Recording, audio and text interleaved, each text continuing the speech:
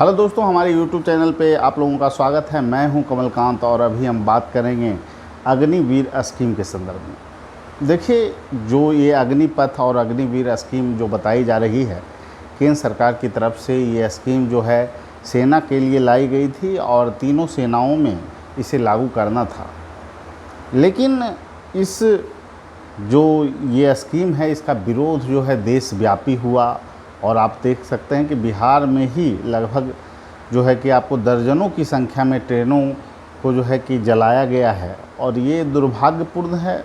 मैं इस बात को स्वीकार करता हूँ, लेकिन यह भी देखना ज़रूरी है कि वैसे छात्र, वैसे बच्चे हमारे देश के जो सेना में जाना चाहते हैं, उन्होंने क्यों राष्ट्रीय संपत्ति को नुकसान पहुँचाया।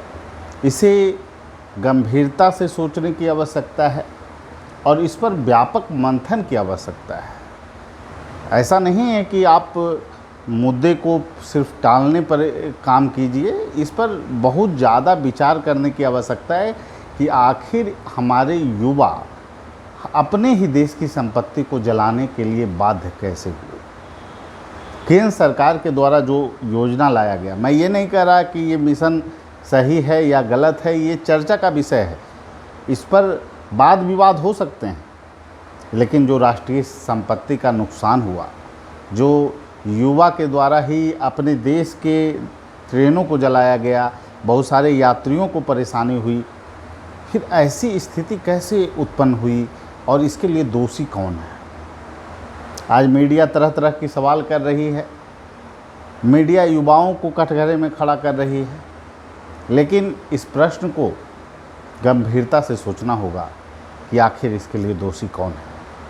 आखिर इस योजना को ढिंढोरे पीट कर जो है क्रियान्वित करने के लिए सीधे क्यों तैयार कर दिया गया।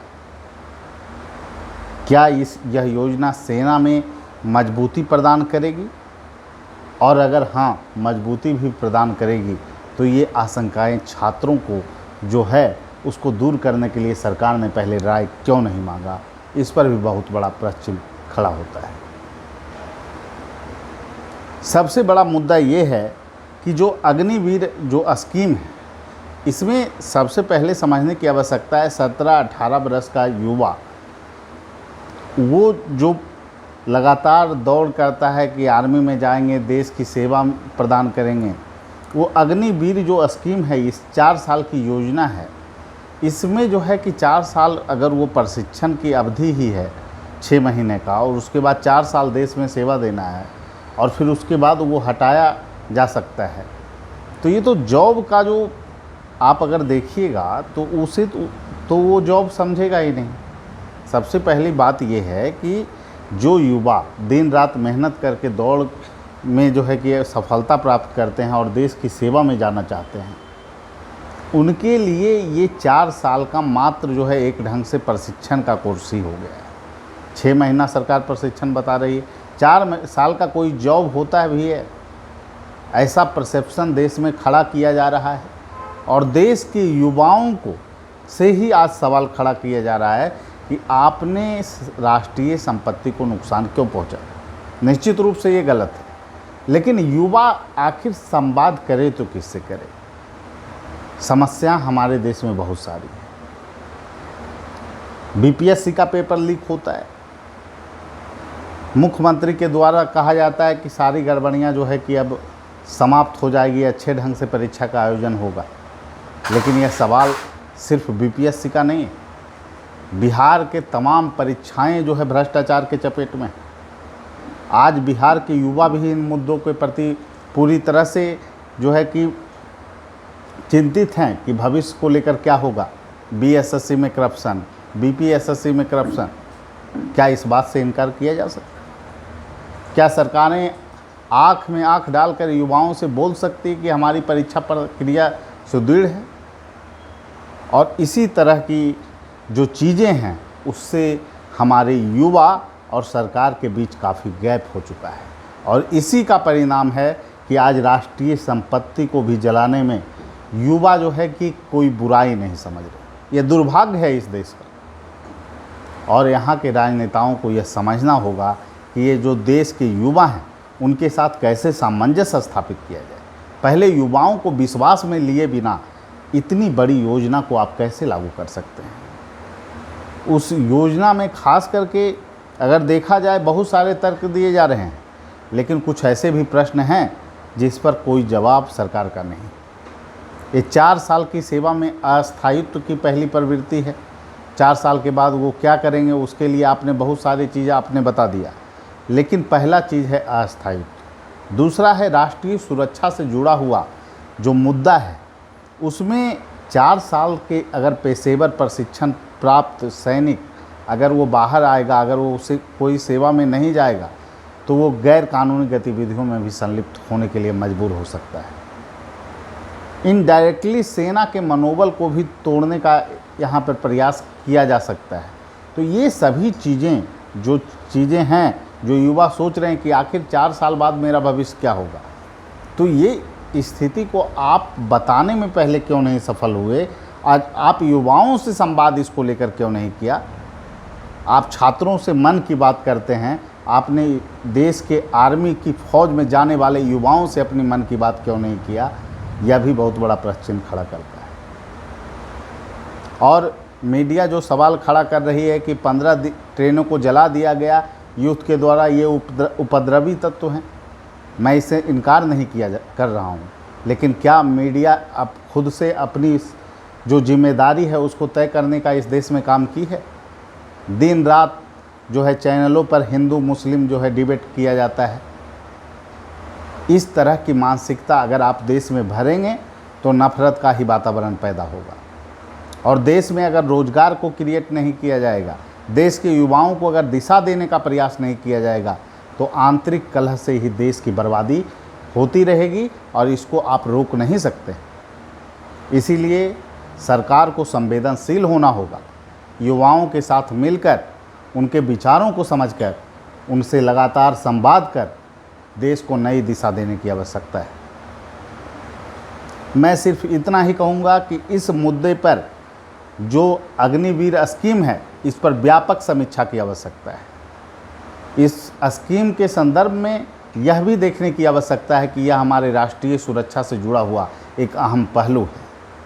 अगर देश के यूथ अग्निवीर स्कीम जो सरकार के द्वारा लाया गया है, उसके लिए अगर युवा प्रेरित नहीं होंगे, अच्छे युवाओं का रुझान अगर घट जाएगा इसमें आने के लिए, तो आप एक दक्ष सैनिक कैसे बना सकते हैं? इसे भी सोचने की आवश्यकता है।